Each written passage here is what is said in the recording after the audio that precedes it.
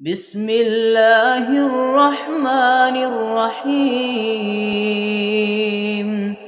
ربنا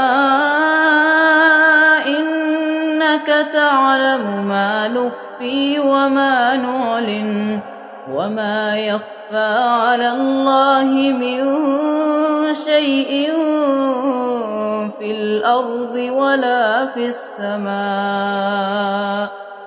الحمد لله الذي وهب لي على الكبر إسماعيل وإسحاق إن ربي لسميع الدعاء. رب اجعلني مقيم الصلاة ومن ذريتي ربنا وتقبل دعاء.